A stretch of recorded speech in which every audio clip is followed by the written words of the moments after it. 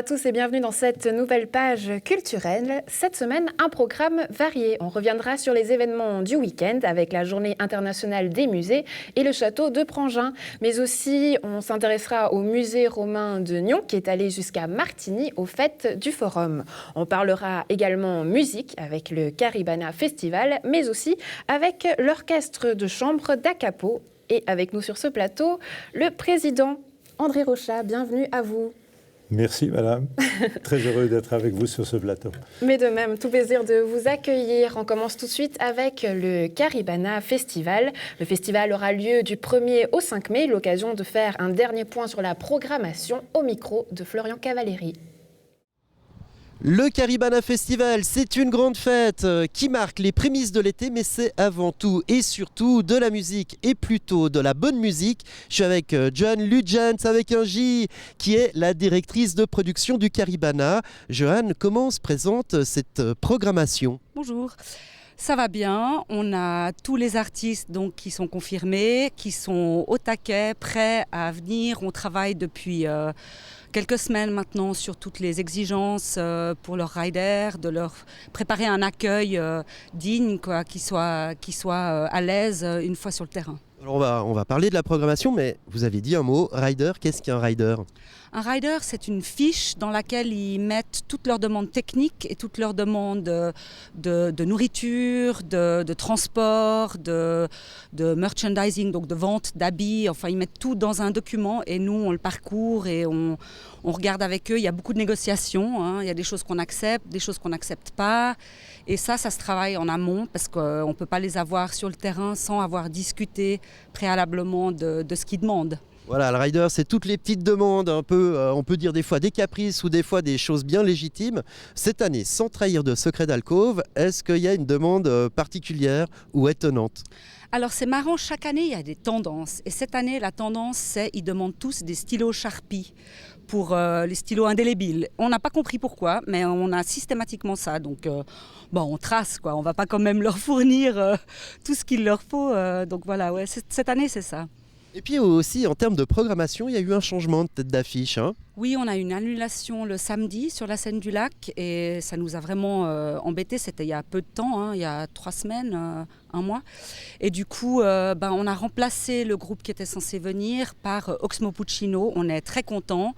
Je pense que ça va être un show magnifique et c'est un personnage aussi incroyable, quoi. Donc on se réjouit beaucoup de l'accueillir ici. Ouais, puis c'est quelqu'un qui attire en général, il a son public de fans, donc vous êtes sûr que ce changement d'affiche, finalement, ça ne va pas péjorer la programmation. On va descendre des têtes d'affiche un petit peu dans, on va dire, les profondeurs de la programmation, et notamment au niveau des groupes régionaux et des groupes suisses.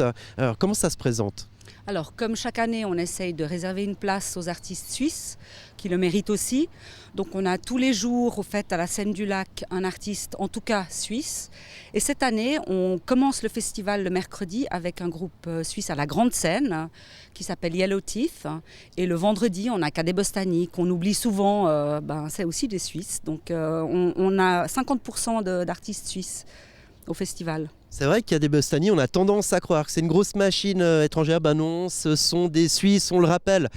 Il y a aussi toute une partie qui s'adresse, alors là, plus vraiment au terreau local. Je pense bien sûr au contest de DJ. Alors, est-ce que cette année, vous remettez le couvert ? Est-ce que vous réinvitez des lauréats des années précédentes ? Expliquez-moi, Johanne. Oui, alors on a... Pendant la semaine, au Havana Club, on programme aussi les DJ des contests précédents. Et le dimanche, à la plateforme, on a le DJ Contest. Le fameux DJ Contest, c'est la 4e année.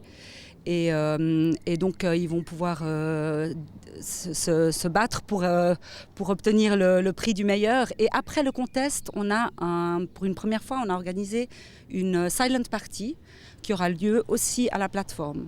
Alors, pour peut-être les personnes les plus âgées ou des gens qui habiteraient peut-être sur Mars ou Saturne, rappelez-nous ce que c'est qu'une silent party. Alors, au fait, tout le monde a un casque.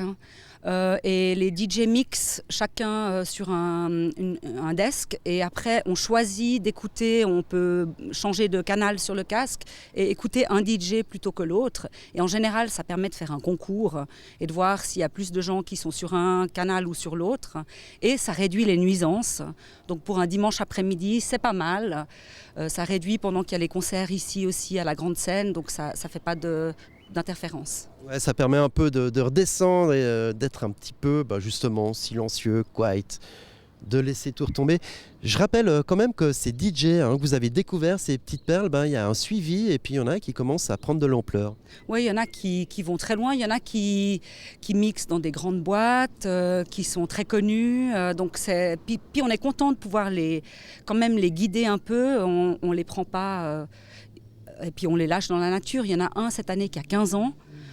C'est sympa pour lui si l'année prochaine on peut le programmer dans un bar, ça lui permet de continuer un peu, même si peut-être qu'ils font de temps en temps aussi d'autres événements, mais ça les aide de pouvoir mixer dans un grand festival, parce qu'on est quand même un grand festival avec notre belle programmation.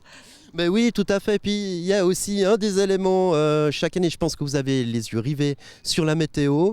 Il y a toujours un petit orage, ça c'est normal, à cette période, ou une grande période de beau et de canicule. Comment s'annonce la température du Caribana Festival ? On va dire qu'il va faire beau, qu'il va faire chaud avec tous les artistes qu'on a, qu'il y aura une bonne ambiance et puis qu'on ira boire des verres sur la terrasse VIP ou bien au bord du lac, à la plateforme. Voilà, le Caribana Festival, ça commence le 1er juin jusqu'au 5 juin. C'est ici à Cran-Près-Céligny. Jeanne-Louis Jens, merci beaucoup de nous avoir reparlé de cette programmation qu'on attend tant. Merci beaucoup.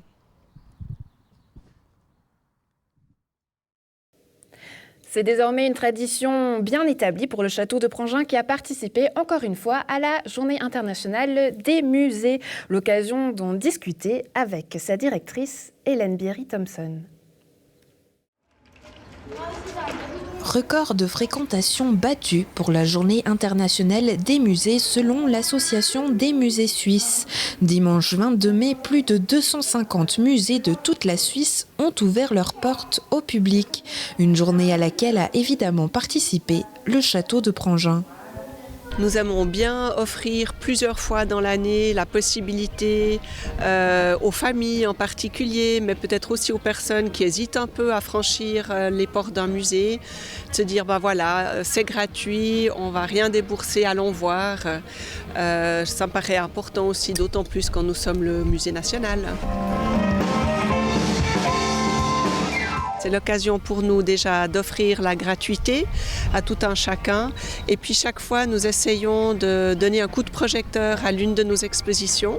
Un coup de projecteur qui s'est allumé sur l'exposition temporaire Louis-Auguste Brun, peintre de Marie-Antoinette, avec une visite guidée olfactive. Et là, nous faisons intervenir une spécialiste, en l'occurrence Marie-Anouche Sarkissian, qui est une spécialiste de l'histoire du parfum. Et nous allons emmener nos visiteurs dans un parcours un peu particulier. Ça sera une visite olfactive qui permettra non seulement de découvrir l'exposition, mais aussi de plonger vraiment au cœur du XVIIIe siècle et de découvrir quels étaient les senteurs, les parfums des hommes, des femmes, de Marie-Antoinette même. La particularité de cette année, Nature en ville, un jeu de piste qui démarrait ou aboutissait au château de Prangin. On peut le faire dans un sens comme dans l'autre. Et sur tout le parcours, il y a environ 14 postes disséminés. Et aux alentours immédiats du château, il y en a 4. On peut découvrir les ruches, on peut découvrir évidemment les magnifiques légumes anciens du plus grand jardin potager historique de Suisse. Le but de la journée, présenter les collections sous un jour un peu plus festif et attirer un nouveau public. Je crois que c'est beaucoup quand même un public soit de famille, soit d'amateurs qui profitent en fait de faire un peu le tour des musées quand ils sont gratuits, ou surtout des gens qui viennent pour une activité bien spécifique comme cette visite olfactive que nous proposons aujourd'hui. L'année prochaine, souvenez-vous que les musées sont des institutions vivantes qui contribuent à créer des liens entre les visiteurs, les générations et les cultures.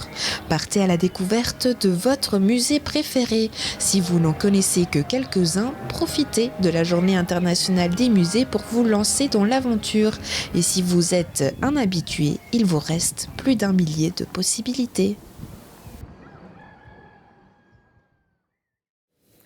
André Rochat, vous, la Journée internationale des musées, vous y avez participé ?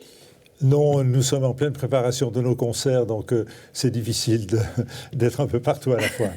C'est vrai, justement, vous allez nous en parler de ce concert qui a lieu le samedi 28 mai à la salle de spectacle de Founé à 20h. Dites-nous un peu plus sur ce spectacle au thème Printemps ibérique cette année.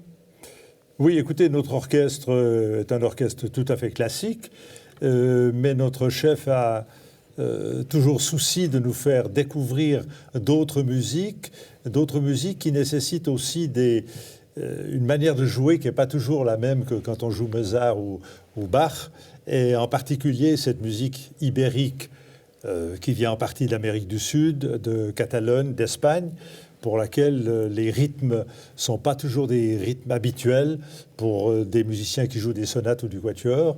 Et puis les harmonies sont aussi différentes. Donc pour nous, c'est une découverte que nous apprécions beaucoup, qui nous sort un peu du programme habituel. Oui, parce que justement, on a l'habitude de vous connaître dans un registre un peu plus classique. Donc là, vous apportez un peu de piquant à cet orchestre de chambre. Du piquant, de la couleur, du rythme, aussi du plaisir, hein. Voilà. Justement, le plaisir, est-ce que vous arrivez à le partager ? Vous avez des répétitions qui se feront communes. Donc comment est-ce qu'on fait pour qu'il y ait une certaine harmonie avec ces artistes qui viennent d'ailleurs ? Alors, les 4 artistes qui viennent de Céret, donc du sud de la France, Mare Nostrum Musicae, sont des amis de vieille date, de longue date. Au niveau musical, on a déjà joué ensemble. Ce sont des artistes qui connaissent parfaitement cette musique. Donc le travail de préparation était surtout pour l'orchestre da Capo. Nous ne travaillons pas nécessairement toutes les semaines, on travaille selon un programme bien établi en fonction aussi des disponibilités de chacun. Et puis on va se retrouver, ces musiciens vont arriver ce soir, donc on va se retrouver demain.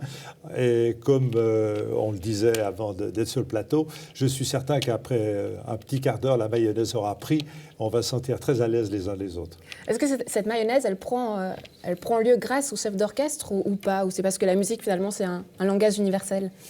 Alors, la musique est un langage universel, c'est un lien social fantastique. Entre nous, on se connaît bien, on est des amis, donc il n'y a pas de problème de relation humaine à neutraliser. Et puis, on a un chef qui a beaucoup de talent pédagogique. Et quand on est musicien amateur, instrumentiste amateur, on apprécie beaucoup les conseils que nous donne un chef. Et Ahmed Hamdi a cette qualité-là, hormis le fait que c'est un homme tout à fait agréable. Donc, ça va très bien marcher. L'occasion pour vous aussi d'aller jusqu'en Espagne jouer ce concert. Est-ce qu'on joue de la même manière finalement lorsqu'on présente un spectacle en Suisse ou dans un autre pays ? Oui, je pense que le climat sera peut-être un peu différent parce qu'on sera totalement en face d'un public certainement homogène, alors que chez nous, on a plutôt des publics un peu internationaux. Hein. Quand bien même l'affiche attirera peut-être beaucoup d'Espagnols à Founé. Avec les noms espagnols. Avec le titre de Printemps ibérique et des compositeurs espagnols. Mais je pense que le fait, quand on se trouve sur le plateau et qu'on débute un concert, on sent tout de suite le lien, le feeling, comment la relation se fait entre les musiciens et le public. L'attention du public nous donne tout de suite confiance, en quelque sorte. Hein. Et puis les applaudissements après le premier morceau est aussi le témoin de l'intérêt que porte le public pour la musique qu'on lui présente. Le feeling, il est un petit peu plus difficile à trouver du côté des instrumentistes. D'ailleurs, vous en cherchez. Oui, on en cherche parce que Nyon est une région de 90 000 habitants et je me dis que il y a certainement des personnes dans cette région qui ont appris une fois un instrument, qui l'ont peut-être remisé parce qu'ils étaient absorbés par des tâches professionnelles importantes ou des tâches familiales, etc. Et qu'au bout d'un moment, ils auraient peut-être intérêt à ressortir leur instrument de l'armoire ou du grenier. Et ça les appellerait de les voir, ces instruments. Hein? Ça les appellerait de les voir, ces instruments. Absolument. Hein, parce qu'un instrument violent a un visage. Hein. Un violoncelle a un visage. Et étonnamment, quand on a appris pendant son jeune âge un instrument en accumulant des actions réflexes hein, au niveau du jeu, tout cela est resté même dans la mémoire de l'individu. Et quand on reprend son instrument, même à 40 ou à 45 ans, on est étonné de retrouver assez facilement son instrument. Et il faut simplement peut-être un professeur pour nous guider un peu, pour reprendre confiance. Mais j'invite tous les instrumentistes qui se cachent dans la région lyonnaise de ressortir leur boîte de violon ou de violoncelle, de me téléphoner ou de nous envoyer un courriel sur la base de notre site internet. Et puis on peut parler, on peut se rencontrer, on peut discuter de la chose.